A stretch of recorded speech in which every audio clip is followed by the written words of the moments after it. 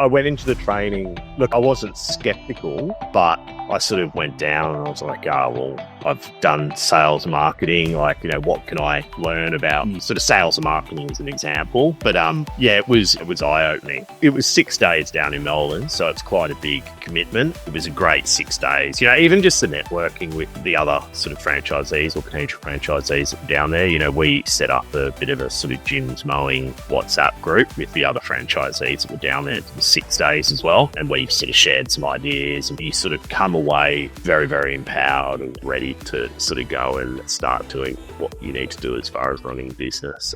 Andrew, thanks for jumping on the Jim's Mowing and Jim's Group podcast. It's great to have you on so quick. So I remember you from training. We did a little video, and it's great to have you on so quick after, obviously being really successful, and you've emailed Jim already with how you're doing so early on. It's a great thing for us anyway to see someone so early come back in on the podcast. So how's everything been since training? Yeah, thanks for having me, Joel. Look, it's great. Sort of about a month and a half in, so 6 weeks, coming on to sort of 8 weeks, the first 2 months, having started the business on the 1st of July. And it's been a fantastic, experience thus far. A few pretty steep learning curves to begin with, that are coming out of a corporate job and, the best part of 20 years behind a desk. But it's been great. It's been a fantastic change. So one that I definitely am happy I made. And what industry did you come from? I worked in the alcohol industry for 20 years. So some pretty big global companies. I've worked in Australia. I lived in Singapore for close to 10 years. Wow. And sort of, in that time, sort of worked across markets from the Middle East through India, China, Japan, all down Southeast Asia, Australia, New Zealand. So definitely very different from what I'm doing now, but a good change. I've sort of gone from, flying around on airplanes to running my own business. So. And I was going to say then, what then prompted the change for you, and why was it Jim's Mowing? Because you've done a corporate for 20 years, and then Jim's Mowing is a completely different change. So how did you come about Jim's Mowing, and why did you decide to do that one? Yeah, so the family and I came back from Singapore about 4 or 5 years ago in the middle of COVID, and sort of rebased ourselves on the northern beaches here in Sydney. And I've just sort of, I guess, spent a block of that time at least just sort of sitting there going, am I going to do this for the next, 25 or 30 years of my working life? I'm a big sort of believer in, you only regret the decisions you don't make or the risks you don't make. So, you can either sort of had a lot of thought about, I can sort of sit there for the next 25 or 30 years working for someone else and doing what I'm doing, or, am I going to make a change? And, my wife is a pretty big supporter of, I've always sort of said that I kind of get myself to the edge of the cliff and then she pushes me off the side. And she challenged my thinking a fair bit. But, I had a few thoughts. So I looked at some food service type or some QSR type franchise options. The barriers to entry with those, it didn't sort of tick. I often do sort of pros and cons lists of decisions that I make, and it just didn't tick a lot of the boxes that I needed. So the barriers to entry were very, very high, like millions of dollars. So there's a lot of risk in that. And also I was looking for sort of a lot more control of the stress in my life and, the pressure and whatever else, a lot more time with family, with kids, and being present when you are, with your family and your kids and your friends and whoever else you spend your off time with. And I thought, going down that route, you're either working when everyone else is, off, so you're working evenings, you're working on weekends. You can build a team, have a management group underneath you if you're running a business like that, but you've got to be involved and people call in sick. So I started doing a bit of research on Jim's Group generally. When I was leaving school, I actually wanted to be a landscape architect. That was sort of the route that I was trying to go down, but I didn't work hard enough at school, unfortunately, to get the results that I needed. So I ended up in a career of sales and marketing, at least to begin with. So I had a general interest in horticulture, landscaping. I've always sort of enjoyed being outdoors and, spent a lot of time, listening to the podcast, doing a lot of research online. One Saturday morning, just reached out to sort of put an online inquiry into Jim's Mowing, and I was surprised, like, a guy called me back in about 5 minutes. I was expecting a phone call in weeks and weeks, because that's what I've experienced from the other franchise sort of inquiries that I've done around food service. And I was actually at the kids' swimming lesson Saturday morning and, had a chat to Graham who called me. And look, I probably drove him a little bit crazy. So, I was sort of doing a lot of research, there's sort of a lot of calls with him. But one of the strongest points, I think, was he answered all the questions I had. And I didn't feel that there wasn't a sales pitch. It was just, yep, mate, this is the answer to your question. Here's some information. Read it if you've got questions. And I feel I'm a pretty good judge of that sort of thing with the corporate background that I've got. And one of the big things was he gave me a list of names and phone numbers of some of the other franchisees in our region on the Northern Beaches in Sydney and just said, call them. Go and spend time with them. So it wasn't like he was gatekeeping the information. So I made a few phone calls, met with a couple of those guys, and that was the real sort of, hearing it from the horse's mouth, so to speak, was, I walked away from a few of those meetings and, I thought, those guys have got a similar sort of background to me. I've clicked with them for whatever reason. I'm like, if they can make a business out of it, then so can I. And that, a couple of those guys are running pretty serious businesses as well. So yeah, he's got some great franchisees. I've interviewed Godfrey up there, Bruno. I know Graham because we were at the Jim Penman comments last week in Manly actually for the franchisor comments. He's a great fella. So you've got a really good franchisor and he's a soul on earth type of bloke and a really good franchisor as well. So you've got a really good region there in the Northern Beaches. Not only is it beautiful. If I won Lotto, I'd be up there tomorrow. I love it. But it's so expensive. But you've got a great region up there. You've got a really good franchisor, and I've met a few of the franchisees, and they're really good people. So it's great. It's great to hear, and because you've done some really good information there to people. Because QSR, which is quick service restaurant for people who don't know, there is a high barrier. Actually, some could be 350, a million, 500. What's your ROI after 3 years compared to Jim Penman, which is like maybe 25, 35, 40 range, and your ROI is completely different. You can pay that business off pretty quickly. So how have you gone with the actual work itself? Because it can be quite a change. You're doing corporate for so many years, doing emails behind the desk, and you're going out to the other end. So how's that all been? You look great. You look great, by the way. Because I remember you from training, Andrew. You're working in the beverage industry. I imagine you've done a few functions and stuff like that. So you can tell already you look pretty good. Yeah, I don't mind a beer. So I've had a fair few beers over 20 years. Look, I mean, physically, my body's actually held up. Graham, my franchisor, has actually been quite surprised. I have had, days where I've been quite sore, but the big thing for me has been my hands. My hands have just been aching. So that's been a big surprise for me. But look, it's been sort of great. I think sort of being on your feet all day and moving, just you sort of feel that your body almost, the posture of your body changes within weeks. You're away from sort of, sitting down for 6 to 7 hours a day. You're up and moving from the minute you get out of bed in the morning to the moment you kind of sit down on the couch at night once, the kids have gone to bed. So you're basically on your feet for, the best part of 12 hours a day, and you're moving, drinking, a lot more water. There's even small benefits like, in order to save time, you pack your lunch and you just take that with you to work every day. So you're eating healthier. So it's, it's a great change. And then obviously there's a physical part of it, but there's also the sort of mental headspace of it as well, which I've sort of, I've found massively refreshing. Every conversation you're having directly sort of impact yourself. I'm making the decisions. I'm not speaking on behalf of an organization or someone else. I don't really have to factor in, the viewpoint of others or try and recall a meeting that we had before the meeting that was happening to sort of think, okay, well, what did we agree on? What did we align on before, I walk into this? And and it's just, I guess it's just be able to make that decision there and then. I mean, obviously, with running the business and, the brand, the Jim's brand, there are, some boxes that you have to tick or considerations that you do have to make, but it's very, very straightforward and very simple. I mean, to most people, it really is common sense stuff around service standards and, expectations of clients, doing what you say you can do. So. And how do you go for the identity shift? Because it can be tough, in corporate for so long, and like first thing you get at a barbecue is what do you do, and who do you work for, right? And people sort of, that's their identity for so long, right? It's very hard to sort of go from that to what you're doing now. So how have you gone with that process?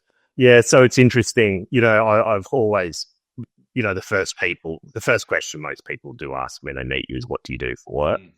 And when I've, in the past, when I've said, I work in the alcohol industry, people get very interested. They start asking you lots of questions like, do you get free alcohol? And, whatever else. So it's an interesting sort of industry for people to ask about.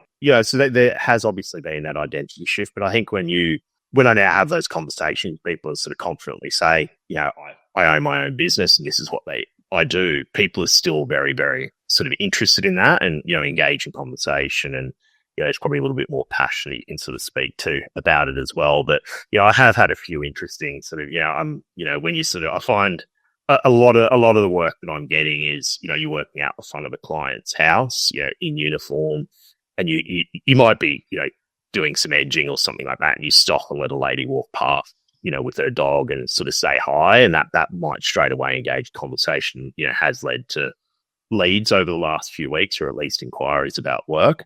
But, I have had people sort of come up to me and say, "Oh, are you a gardener?" And I'm like, "Yeah, I am a gardener." Yeah, that's what I do. So, so the first few of those I had to kind of think and say, yep, that's what I do. So, but yeah, the shift's been really, really positive. And I was going to say, what type of jobs have you been doing in your business? Obviously, it's far more than just mowing. So do you want to just talk about all the types of things you've been doing, and maybe some bigger jobs if you've done any for clients? Yeah, so there's been a huge range of jobs that I've sort of done over the last 6 to 8 weeks. So the core of it's obviously been mowing. So I bought a split off one of the other franchisees on the Northern Beaches here, about 15 or so customers. So that's obviously set a good base for the business. But a lot of garden cleanups this time of year as well. A lot of mulching work. I've actually just had a quote approved last night to sort of do some basic landscape work for a lady who's selling a house. So to lay some stepping stones down the side of her house and put some edging in and lay some pebbles down. Had some, big sort of full day jobs up towards Palm Beach with another franchisee here, sort of chopping up trees that had fallen down on a block of land and taking those to the tip. So yeah, it's been a huge variety, and I think that's they sort of say variety is the spice of life. But if you were sort of mowing lawns every single day, that might get a little bit monotonous after a period of time. But yeah, there's a huge variety of inquiries come through. I mean, I had a lead last week that I've quoted on to do some rotary hoeing of a guy's backyard. He's got a retaining wall and he just needs that work done. He wants to do everything else, but he just can't do that because he's an older gentleman. So yeah, there's a huge variety of work coming through.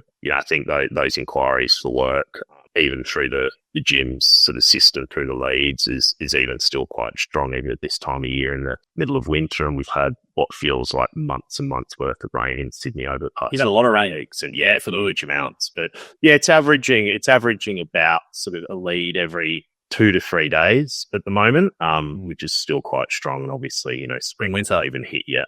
Yep. I think it's the calm before the storm. It's the quiet before the storm in the spring coming up, and I think with the amount of rain you guys had, it's going to go pretty much nuts. So it's going to be a flat out time for you. So with the jobs, like a lot of that stuff would be new to you to do. So how are you going about learning that? Because that's something I'm always interested in with franchisees. Like you get a lead. I had a franchisee interviewed last week in Melbourne, and some of the jobs I've seen him do after 2 or 3 weeks is quite great, like amazing for where he's come from as a real estate agent. So with your stuff, like a lot of those things will be new to you. How do you go about planning them? How do you go about learning them? Yeah. So, I mean, obviously the key is to sort of like any sort of sales environment is to be as confident as you can be in front of the client. So, you don't turn up and go, "Oh, I've never done rotary hoeing before." I mean, I'm your rotary hoeing expert. You can't find anyone better in Sydney to do it for you, even though I've never touched one in my life. But I think, the big key is the support of the franchisor and franchisee network within the region. So, I might get a lead or an inquiry, and the minute I'm sort of jump back in my car or when I get home that evening, I'm sort of on the phone to the franchisor. And look, even the other franchisees in the region are great. They're more than happy to sort of answer a question for you. I shared jobs with other franchisees as well to sort of, work through the task together and sort of, even in some instances learn from each other as well. But I mean, that was one of the big things for me is, sort of going into this franchise, this gym's network was, a few mates of mine sort of challenged me to begin with, when I had, some trusted conversations with people, was, they say, you're from a sales and marketing background, just go and start your own business. Like, why, and I sort of thought, yeah, okay, well, that's a fair challenge, but, I can sell and market beer as an example. That's the experience I have. But, as far as marketing and selling a trade service, it's a very, very different kettle of fish. So, and then obviously it's the network. So, if I've got issues or, a query with, a weed type or a plant type, or how do I tackle, this hedging job, there's, it's only, you've got an answer in a phone call or two away. And if you can't get that answer, there's obviously, other networks that Jim's group have that you can get the answer that you need. But I mean, I haven't had to lean on that as yet. Yep. Franchisors basically have the answer to every question I've had thus far. So. Now you mentioned one thing I want to pick up on, because I think it's important for people to mention. Like, we hear this term, maybe it's the brand, right? So every interview, everyone says it's the brand. But I've had an independent guy on before. He was 10 years independent and become Jim's. And he goes to me, I never had a walk up once as an independent when I was doing a job, whereas my first week in Jim's, I had 3 or 4 walk-ups, people asking me about my services. So from your perspective, from marketing and background, especially in your industry, how important is that brand? Because I think, if you do have extensive experience, people go, why don't just start by yourself and all that sort of stuff. But I think in a trades and a services business, the trust is really low. It's getting a lot lower in regards to people being burned by tradies and stuff. And they just want someone who's reliable. And how do they get that reliability? Well, it's generally brand or referral. Right. So how's that look? How's that sort of work from your perspective at actually being a gym now? Yeah, there's obviously very, very good trade businesses out there that have very, very good reputations. I think the big thing with brand building, as you know yourself, is obviously it takes a huge amount of investment and a huge amount of time. So it takes years and years and years to build a strong brand. Even within the local community, at the kids' local school, sort of people walk up to me. I sort of, I'm in uniform all the time. Even down at the, the local Bunnings or the supermarket. And Jim's is an iconic, particularly Jim's Mowing is an iconic sort of Aussie brand. It's even, you could sort of say it's even a little bit retro and things that are retro. It is. Hey, look at the memes. And when I love it, Bunnings, Dan Murphy's and Jim's Mowing are the brands that I always see memed online, and I think that's a great sign. Yeah. So, and I think that trust. So, people know that you're associated with a bigger brand, so they may not know the ins and outs of it. A lot of the public may think that you're an employee of Jim's Mowing, and look, that's okay. That's fine. That opens the door to begin with and makes them comfortable to come up and have a conversation with you, just like the employee at Bunnings in uniform. It's a similar sort of interaction. And then once they start to understand, I own the business, they're like, oh, wow, okay, I'm talking to the business owner now. This person can make a decision about when they're going to be there, how much they're charging, if they want to have a conversation about price or, timing or the service they're getting. They know that they can speak to me and they don't have to, call someone at a head office or, speak to some sort of overseas call center or an automated, answering system or anything like that. So I think that the brand itself makes you as an individual or as a franchise owner very, very approachable, and people are a lot more comfortable coming up to you. So yeah, I get all the time. Like I have, we have Jim's LinkedIn. It's got a pretty strong presence, and he's always getting DMs from people like 40 or 50 years old saying, I remember when I was, 10 years old and the Jim's Mowing guy next to my house, and they sent him a message 30 years later with that memory. And I just think it's a really good sign. I think it's the best, like for what you pay to get into the franchise, to use that brand any way you really want to as a franchisee. I think it's probably the best sort of investment in terms of a franchise brand that you can grab a part of and use any way you want as a franchisee for a pretty low amount compared to a lot of other ones as well. And I was going to say that, Andrew, just going on with the equipment choices then, what equipment choices did you use? Especially up in your area, the Northern Beaches, I think people might be a little bit more conscious of what the type of equipment you use and the noise and things like that. So what did you go with? Yeah, so I went with all battery, so all my gear's 100% Ego. So I was in two minds. So, I've any work that I've done myself or, my family's sort of, my brother lives in the country in New South Wales, and, we've got, my dad's got a bit of a sort of property as well and whatever else. That's always all sort of petrol gear. So that's all I've ever really used in the past. But I had sort of heard about this Ego gear when I did a couple of hours with one of the other franchisees here on the Northern Beaches, and I was quite impressed by he was using only Ego gear. When it had a coffee and a chat with Godfrey, who you mentioned earlier, at his place, and he sort of showed me all the batteries he had charging his house. And like, okay, if this guy's running his business on that gear, then it's basically got to be good enough for anyone else. But the big thing for me was a point of difference as well. So I obviously haven't had a summer yet on the northern beaches, but a lot of the clientele around this part of Sydney, a white collar sort of office based jobs. And I'm just thinking, coming into summer, my thought was that when the weather's good in summer, you get a lot of people saying they're going to work from home that day. And that usually probably means they're sitting on a surfboard down at the beach somewhere rather than in the work they're supposed to be doing. But what I didn't want to have happen come summer is to have people calling you and going, oh, I'm working from home today. I don't want you to come. And they're working from home because the weather's great, which is when I want to be working. But I've got a rebuttal straight back to that. But mate, all my gear's 100% battery. Like, you probably won't even hear me in your garden. Yeah. So if you're sitting on a Teams call or whatever, doing your desk job from home, you're not even going to know I'm there. Rather than like a 2-stroke leaf blower blasting outside your your study window or anything like that. So that was a big consideration for me. And yeah, of course, there's a fancy sort of Teslas and electric vehicles driving around the roads here. So it's just a point of difference from the other guy next door doing the work as well. So. And with the mower, which one is it the full commercial one? Like, it's a pretty big one, or which one did you go with for the commercial mower for the mower? No, it's the self-propelled XP. Okay. Mower, I think it's sort of 52 or 53 centimeters wide. So it's it's not the big sort of steel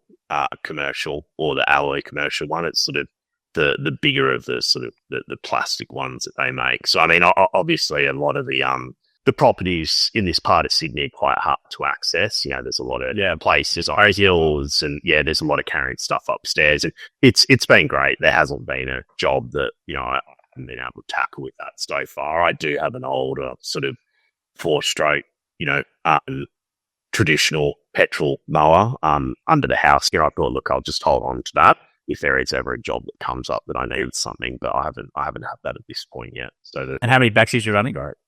5. Cool. And that's been enough? Yeah. So I've got 2 of the bigger 10 amp batteries and the rest of the sort of 5 amp batteries. So, but I bought an Ego chainsaw the other week, and it's a weapon of a. Is it? I haven't been one yet. Yeah, I was just going through the trees that we were working on, like butter. It was effortless. So yeah, and I think it's great. I think customers become a little bit more conscious of this stuff as well. They want they prefer franchisees sometimes using your battery, and I've definitely noticed a reduced amount of complaints coming through our social media pages about a guy starting at 7 a.m. or 6 a.m. So it's definitely reduced. And I think even the most hard on petrol sort of guys are sort of slowly putting a bit of battery range into their stuff. A lot of them will still have the mower. Like, generally most people have the Honda HRU, which is the big self-propel thing. But a lot of guys are starting to get a blower or getting a line trimmer or something like that, which is the battery side, because the weight as well and the noise is just going to protect your ears for the long term. Yeah, and even with the mower, if there's some properties that some clients that I've got that are, that every time I'm there, they apologise for the stairs. And, if the body's getting a bit tired at the end of the day, it's easy. You just take the battery out of the mower, and instantly the weight's out of it. So it does help with that. So. Yeah, and they're very well balanced sort of things. I've used a few of them down here when they come and do their things, and they're definitely a lot lighter than the other things. And I think just that noise as well, like having that, if you're using a lot, the line trimmer all day, and depending on how you hold it, some people hold it up there, which you're not supposed to, or they do different things, and just having that motor next to your ear can be very bad, and plus a bit the wrist stuff as well, especially for hedging and things like that. How do you find the hedger? Do you have them on with the ball point, or is it just a straight hedger? No, it's got a sort of adjustable head on it, so it's you can sort of change the angle on it. So the hedging works made a lot easier with that gear. I guess it's lighter, the vibrations tend to be a lot lower as well on that sort of power head multi-tool type setup. And the big thing with the sort of power head that then runs with the snipper, the hedger, the pole saw, all those sort of attachments that go in. I mean, because I'm working just out of a ute. I just hire a trailer for cleanups when I need one. Everything sort of breaks down in half as well. So it makes sort of carrying equipment in a ute a lot easier rather than a lot of the whippersnippers and that sort of thing that are one solid unit that you can't take apart.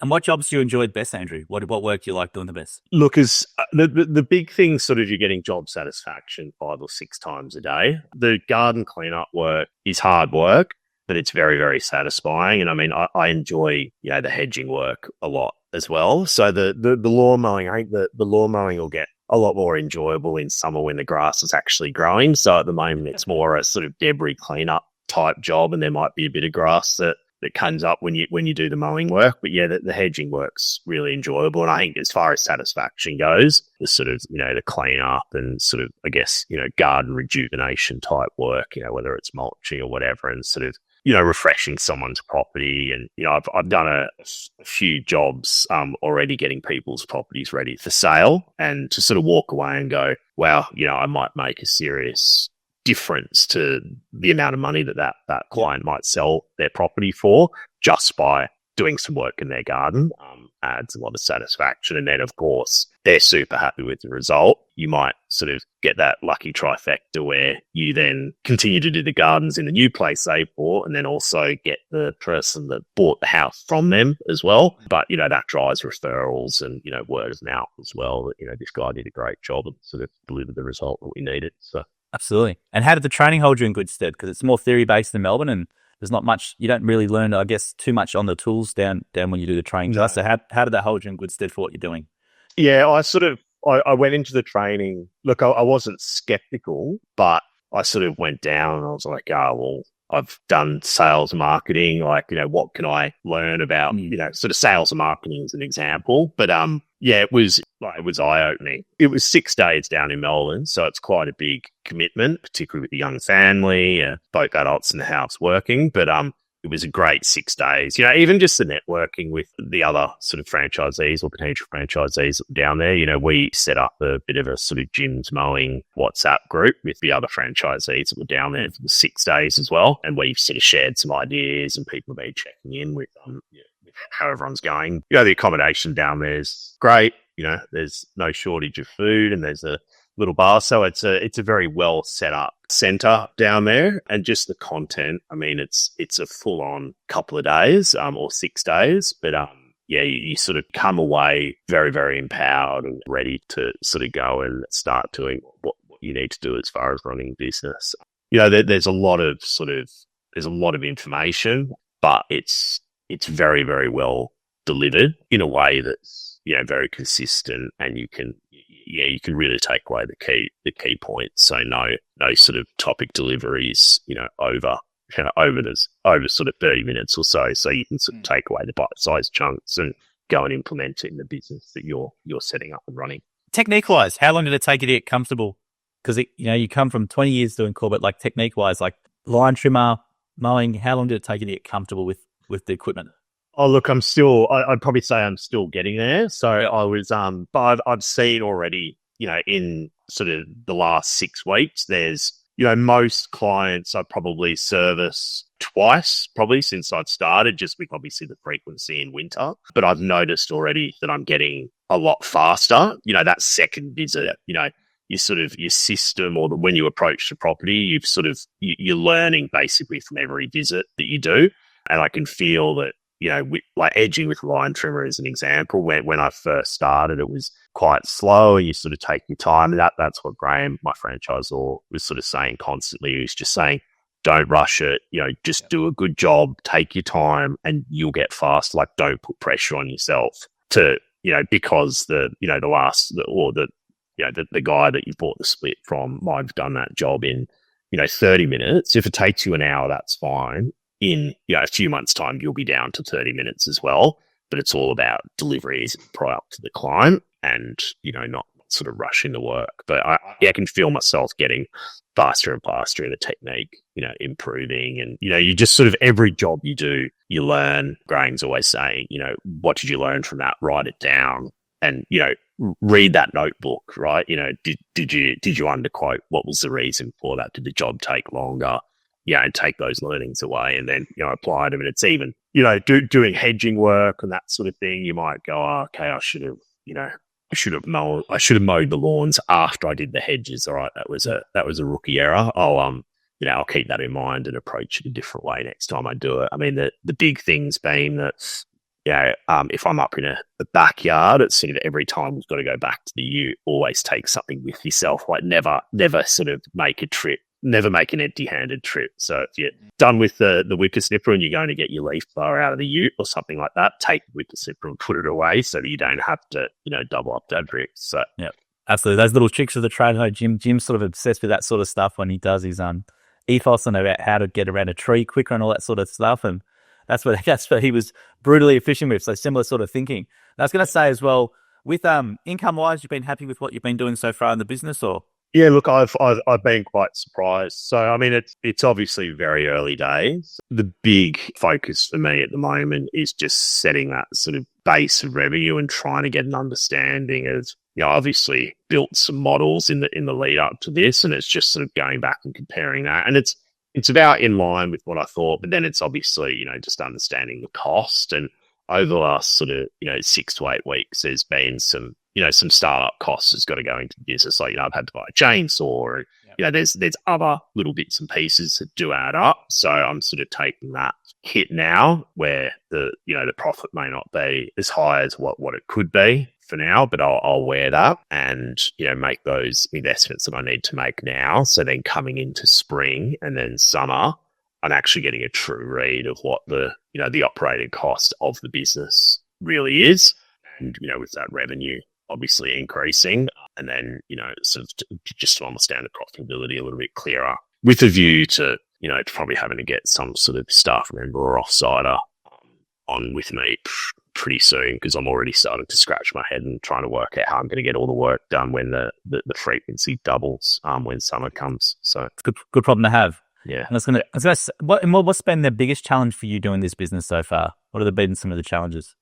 I think probably being honest with yourself that, you don't, at least at this point in time, although there's the support of the franchise network, you don't have a team or a business to fall back on. So if you've made an error with something, or, you might be able to do a job faster, or there's a more efficient way of doing something, you've got to reflect on that. Like, no one's going to fix that for you.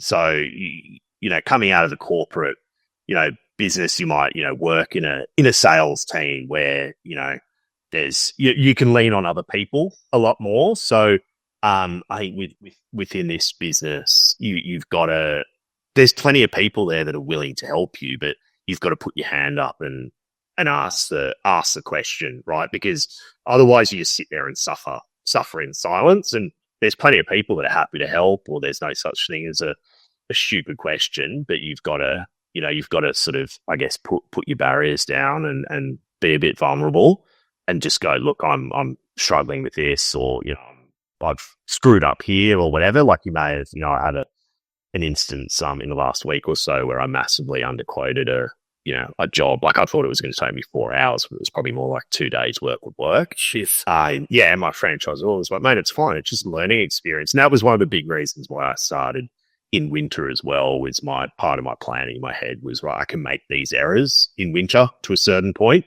but the summer period's probably not as forgiving.